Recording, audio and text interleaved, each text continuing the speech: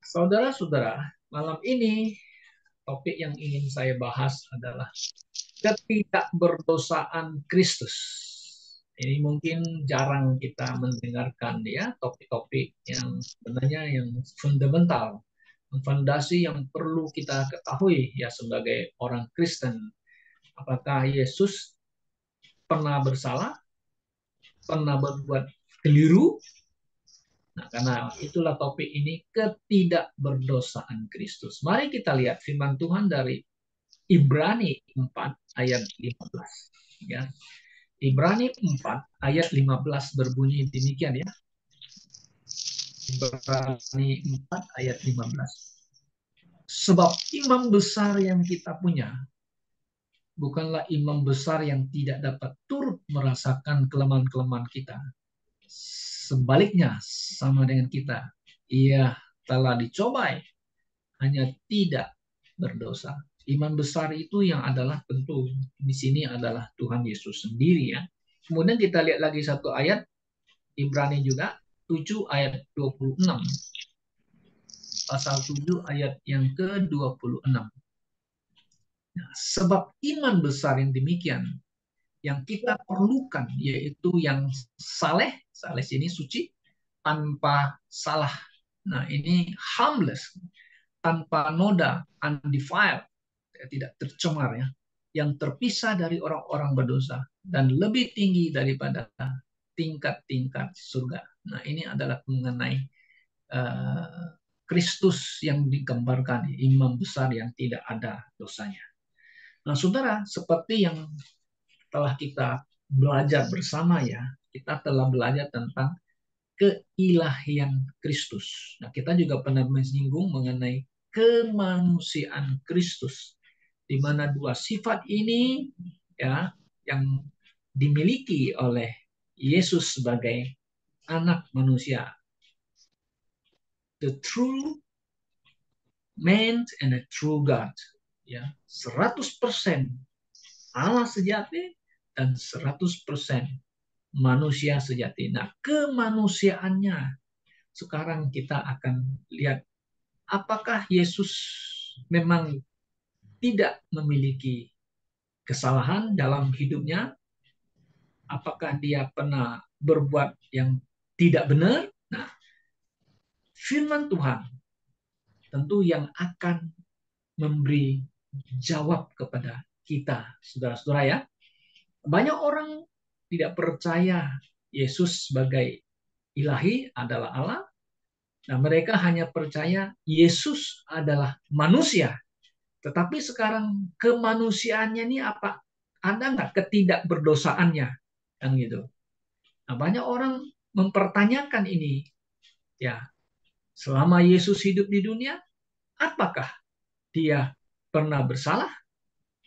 Pernah melakukan sesuatu ya, yang tidak menyenangkan Bapaknya dan sebagainya, saudara? Tapi kalau kita perhatikan firman Tuhan, kita akan menemukan, saudara-saudara, bahwa Yesus Kristus adalah manusia yang sempurna selama hidup di bumi ini. Dia tidak pernah berbuat setitik salah pun ya, atau keliru tuh, atau buat dosa. Tidak pernah. Nah, arti ketidakberdosaan Kristus, saudara, adalah dia tidak melakukan hal-hal yang negatif, hal-hal yang menunjukkan kepada ketidakbenaran gitu loh. Apakah melalui pikirannya, apakah melalui tindakannya? Sama sekali tidak. Nah, Alkitab dengan jelas ya, secara implisit menjelaskan kepada kita, Yesus memang dia adalah memang Tuhan yang sejati dan manusia yang sejati. Nah, dia dilahirkan seperti kita, tapi tidak memiliki original sin dia. Dosa asal, dosa dari Adam. Maka itulah Yesus dikatakan adalah ketidakberdosaan Kristus. Nah, sekarang begini. Fakta ketidakberdosaan Kristus menurut firman Tuhan, nah mari kita kembali kepada Alkitab, kitab suci, firman Tuhan yang sendiri yang akan menjelaskan kepada kita. Mari kita lihat tadi firman Tuhan yang sudah kita baca. Nah, mari kita lihat lagi ada Ibrani pasal 7 ayat 26. Ya, Ibrani 7 pasal 7 ayat 26. Di sini dikatakan, sebab imam besar yang demikian yang kita perlukan. Yesus itu imam besar. Yaitu yang kudus, tanpa salah, tanpa noda, terpisah dari orang-orang berdosa. Ya, dan telah dijadikan lebih tinggi dari surga. Nah, surga itu tentu adalah, kita lihat kalau kita belajar tentang surga, adanya surga tingkat pertama, dua, dan tiga begitu ya. Nah, lebih tinggi dari siapapun juga yang ada. Oke? Nah, jelas dia kudus tanpa ada salah. Nah, itu imam. Nah, kalau imam besar yang dimiliki oleh Israel, oleh umat Israel dalam melayani umatnya di tabernakel atau juga di bait suci dikatakan adalah imam besar, ya mereka itu adalah imam besar yang punya dosa. Ya, punya dosa, tetapi mereka memang dipilih oleh Tuhan untuk melayani. Tetapi imam besar yang tanpa dosa, dialah Yesus Kristus sendiri. Nah, kemudian Rasul Petrus menggambarkan Yesus adalah manusia. Yes, coba kita lihat di 1 Petrus 1 ayat 19. Nah, di sini dia mengatakan anak domba. Nah, ada kata anak domba itu ya, 1 Petrus 1:19. Melainkan dengan darah yang mahal, ya, yaitu darah Kristus yang sama seperti darah anak domba yang tak bernoda dan tak bercacat, pure, murni, kudus sama sekali. Ada anak domba. Nah, kadang-kadang kita bisa nggak mengatakan dia anak domba itu manusianya, Yesus Kristusnya. Maka itu Yohanes Pembaptis ketika Yesus datang kepadanya dibaptiskan, dia menunjukkan, behold the Lamb of God. Lamb of God. Yesus yang punya daging itu yang dilahirkan, itu digambarkan anak domba tanpa noda, tanpa salah. Oke. Nah, kemudian kita lihat lagi firman Tuhan membuktikan Kristus, ketidakberdosaan Kristus di Kisah Para Rasul pasal 4 ayat 27. Kalau bahasa Inggrisnya the Holy Child Jesus ya. Coba betul nggak di King James itu pakai Kisah Para Rasul 4:27. Para Rasul pasal 4 ayat 27 ya. Nah, kalau yang King James itu kan for of a truth against thy holy child Jesus, Jesus yang sebenarnya. Sesungguhnya telah berkumpul di antara kota itu Herodes dan Pontius Pilatus beserta bangsa-bangsa dan suku-suku bangsa Israel melawan Yesus hambamu yang kudus yang engkau urapi. Nah, ini terjemahannya dibalik ya kalimatnya ya. Harusnya didahulukan ya.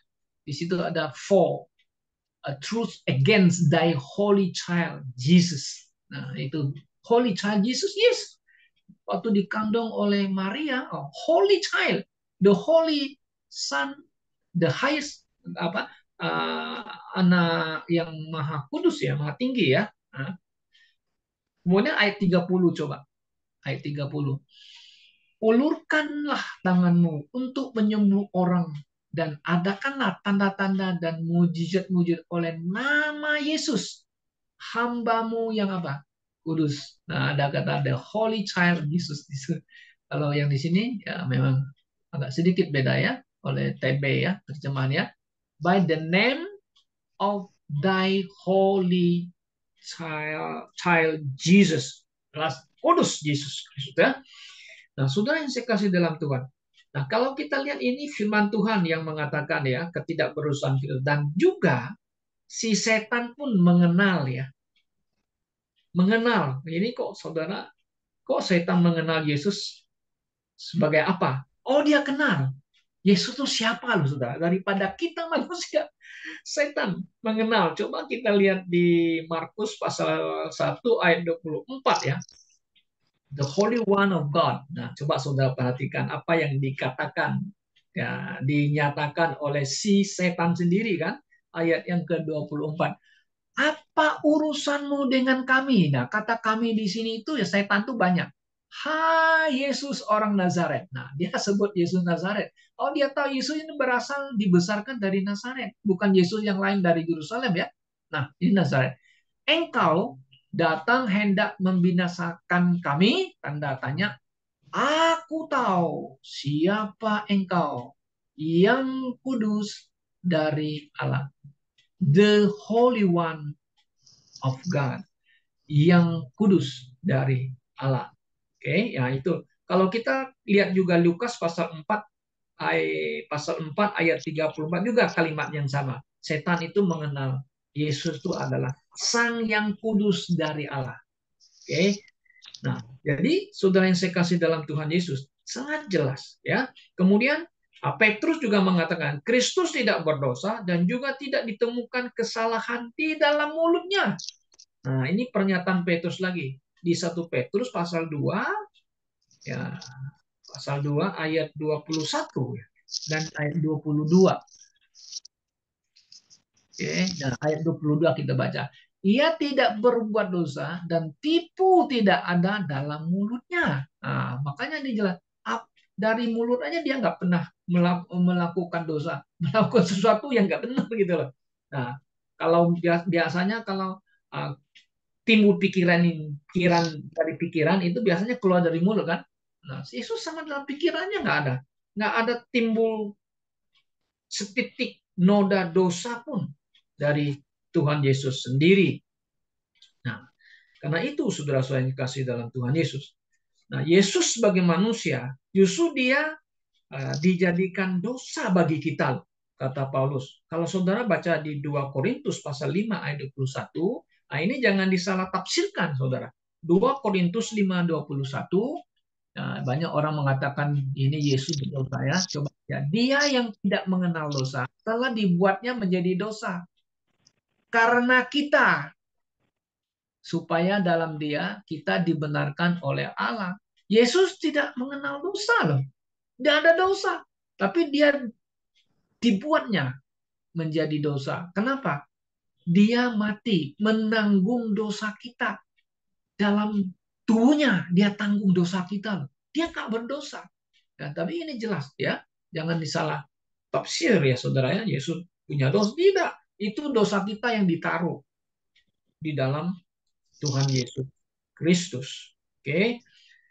Nah, oleh sebab itulah jelas pernyataan dari firman Tuhan dari setan jelas membuktikan kepada kita Tuhan kita Yesus Kristus sang juru selamat kita sama sekali dia tidak memiliki dosa. Bahkan dia dicobai pun dia tidak berdosa. Ya, sama sekali tidak berdosa. Nah, oke. Kalau kita lihat saudara dalam kebenaran firman Tuhan ini banyak sekali juga testimoni ya mengenai ketidakberdosaan Kristus. Nah, tentu Yesus sendiri yang menyatakan dirinya, kesaksian dari Yesus sendiri, dari mulut Yesus sendiri. Saudara bisa baca di Yohanes 8:46. Mari kita lihat Yohanes 8 ayat 46. Demikian mengatakan 40. Siapakah di antaramu yang membuktikan bahwa aku ini berbuat dosa? Nah, Pak Saudara perhatikan kalimatnya. Apabila aku mengatakan kebenaran, mengapakah kamu tidak percaya kepadaku? Nah, jadi Yesus ini mengatakan kepada para pemimpin-pemimpin itu Farisi-Farisi orang yang jago-jago hukum Taurat ini, oke, buktikan aku ada bersalah nggak? Apa yang aku yang ngomong itu kebenaran. Kenapa kamu nggak mau percaya kepadaku?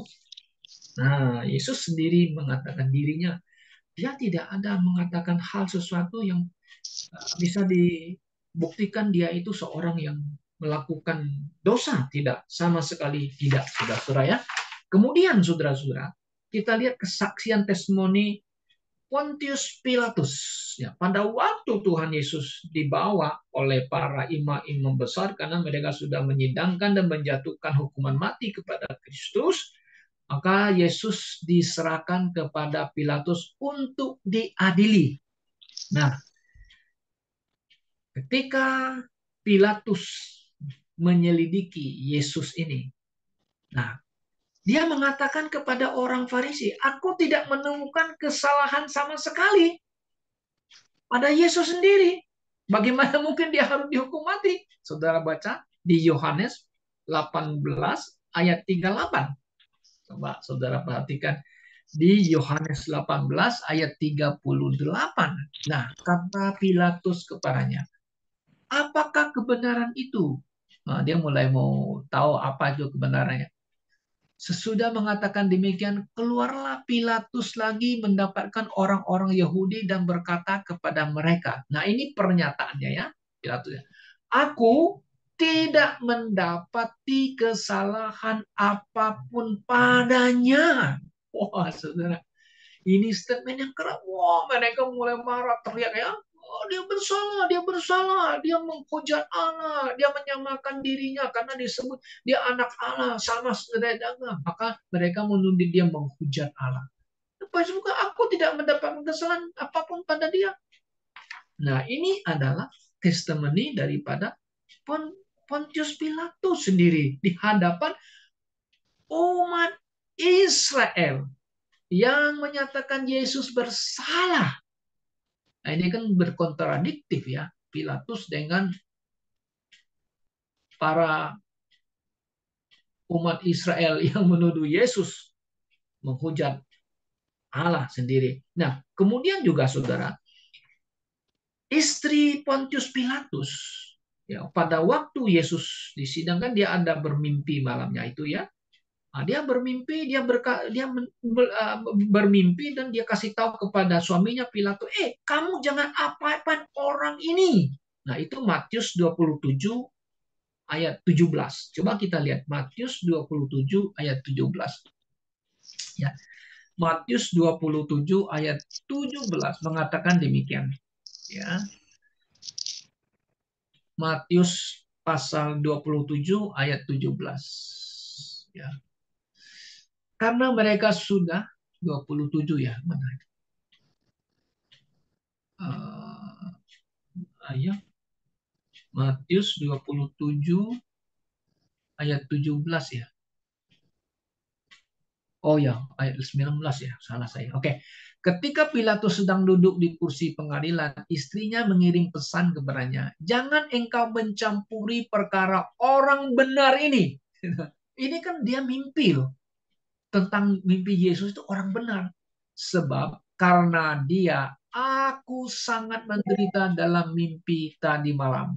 Nah, ini kesaksian daripada istri Pontius Pilatus.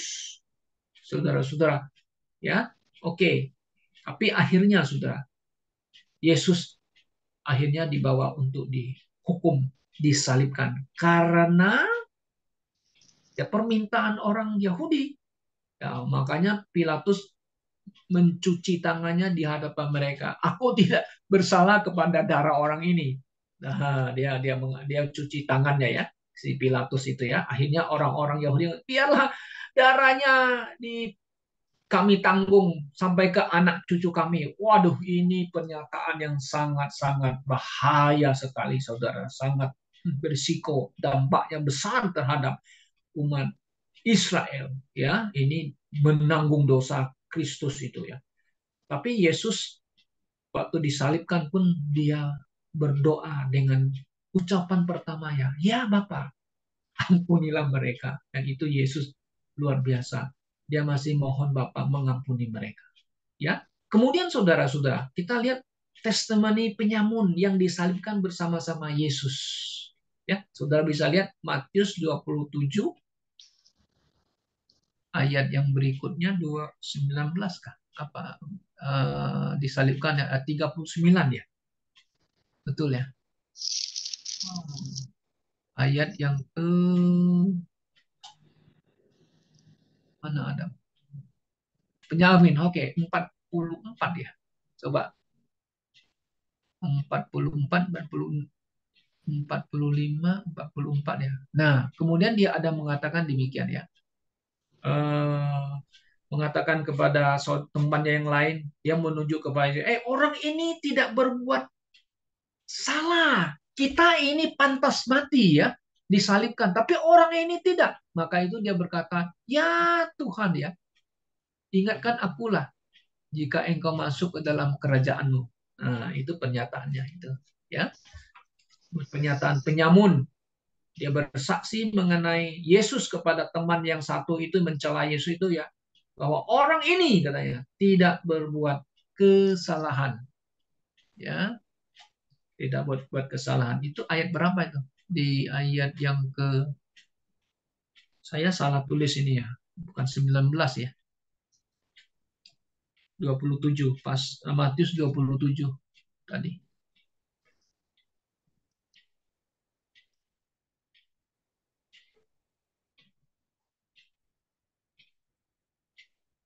Apakah betul itu ada ayatnya situ? Oh ya, penyamun itu ya. 40 berapa itu tadi? Saya lihat. Bahwa penyamun-penyamun yang disalib bersama-sama dengan dia mencela dan demikian. Oh, oke. Oh, bukan. Oke, coba nanti saya koreksi lagi ya. Tapi yang penting. Kemudian yang kelima, kesaksian Roman Centurion ya, tentara pasukan Romawi.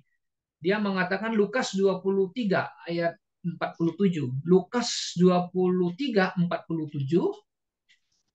Lukas 23 47 mengatakan demikian. Ketika kepala pasukan melihat apa yang terjadi, ia memuliakan Allah. Kok bisa memuliakan Allah ini dia? The centurion tuh ya. Katanya, sungguh orang ini adalah orang benar. Nah, saudara bisa lihat itu pasukan tentara yang menyalibkan Yesus akhirnya dia menyadari, dia memuliakan Allah dan dia mengaku, sungguh katanya ya, ya, certainly this was a righteous man. Ya, orang ini adalah orang benar. Nah, saudara-saudara yang kasih dalam Tuhan. Jadi jelas kita lihat firman Tuhan dan kesaksian daripada pribadi ya tentang Yesus Kristus ketidakberdosaannya. Nah, sekarang dampak menyangkal ketidakberdosaan Kristus. Jika Yesus adalah orang berdosa, ya, dia harus mati di kayu salib untuk dosanya, sudah pasti. Dan kita masih tetap ada di dalam dosa. Kan? Tidak mungkin dia bisa menanggung dosa kita. Dia orang berdosa. Kan? Nah, jika Yesus adalah orang berdosa, maka tidaklah mungkin ia anak Allah. Nggak mungkin dia anak Allah. Karena apa? Anak Allah itu suci kudus. The child of God kan? Suci, kudus, murni. Dia hanya adalah anak manusia yang berdosa yang dilahirkan oleh Maria. Nggak mungkin, saudara-saudara ya. Tapi justru ketidakberdosaannya, dia adalah anak Allah. Dia anak manusia. Yesus mengatakan, aku anak manusia. Akulah sang juru selamat. Dan justru juru selamat harus menjadi juru selamat itu tanpa noda, tanpa dosa. Kristus tidak berdosa, maka dia adalah sang juru selamat manusia. Oke, nah, jika Yesus seorang berdosa, maka tidak ada jalan keselamatan yang bisa kita lewatkan. Dan manusia akan mati dalam dosanya untuk selama-lamanya. Oke, nah, saudara-saudara yang kasih dalam Tuhan, ketidakberdosaan Yesus menyenangkan Allah Bapa sehingga ia layak menjadi korban pengampunan dosa manusia. Ya kan? Maka dia disebut anak domba Allah. Anak domba Allah yang mengangkut atau menghapus dosa seluruh dunia. Saudara yang sekasih dalam Tuhan. Jadi Yesus Kristus yang kita percaya, Yesus adalah Tuhan kita, Yesus adalah Allah kita. Ya, seperti pernyataan Thomas, my Lord, my God. Wah, dia tak ada dosa. Dialah yang menjadi penebus dosa kita. Dia yang menanggung dosa kita. Saudara, betapa mulianya Yesus Kristus yang kita imani. Ya, jika ada orang Kristen yang katanya dia orang Kristen, dia tidak percaya ketidakberdosaan Kristus, nah, maka pertanyaan kita, apakah dia bisa diselamatkan enggak? Kenapa? Karena dia percaya Yesus yang punya dosa. Kita, Bible believers, kita percaya Yesus tanpa dosa atau tidak ada dosa sedikit pun sebagai Sang Juru Selamat, penebus dosa kita. Saudara-saudara, banyak orang mungkin bisa berseru-seru kepada Tuhan, berseru kepada Yesus, Tuhan, Tuhan, ya kan? Ya, mereka berseru Tuhan. Apakah mereka akan masuk surga? No. Saudara, seperti ayat Matius pasal 7 ya, yang mengatakan nabi palsu dan mereka yang bersuruh-suruh kepada Tuhan, ya Tuhan tidak menjawab mereka, oh kami sudah berbuat, melakukan mujizat, mengusir setan dan sebagainya. Tapi Yesus mengatakan, aku tidak kenal kamu, ingatlah kamu. Kenapa? Kamu tidak melakukan kehendak Bapakku. Nah, kalau saya interpretasikan itu, kamu tidak percaya Yesus Sang Juru Selamat satu-satunya. Ya, kamu hanya percaya Yesus Tuhan Tuhan. Dan Anda tidak buat pernyataan Yesus adalah my Lord and my God. Seperti pernyataan iman daripada Thomas. Anda bisa berseru Yesus Yesus. Tapi you harus mengakui Yesus adalah 100% manusia, 100% Allah. Manusianya tanpa dosa. Dialah menjadi juru selamat kita, orang yang berdosa. Apakah saudara percaya ini? Apakah saudara sudah mengakui Yesus adalah Tuhan dan Juru Selamatmu? Kiranya Tuhan menolong kita dan memberkati kita. Amin. Mari kita berdoa.